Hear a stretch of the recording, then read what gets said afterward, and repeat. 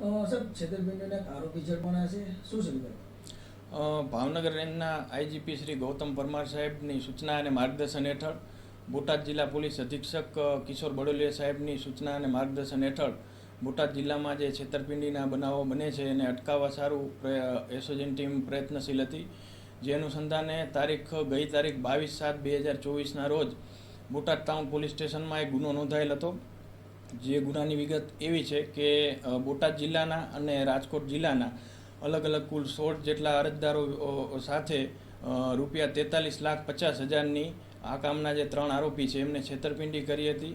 જેમાં તેઓએ આરોગ્ય વિભાગમાં ફિમેલ મહિલા હેલ્થ વર્કરની નોકરી અપાવવાની લાલચ આપી અને આ છેતરપિંડી આચરેલ હતી.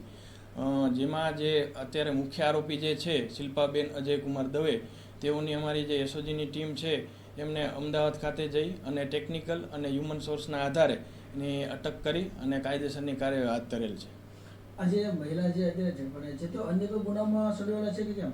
આ જે શિલ્પાબેન દવે છે એ આરોપી ઉપર એક મોડાસા ટાઉન પોલીસ સ્ટેશનમાં વિદેશ જવાની લાલચ આપી ₹29 લાખની છેતરપિંડી કરવાનો એક ગુનો નોંધાયેલો છે અને અન્ય જે ગુના છે એની તપાસ ચાલી રહેલ છે.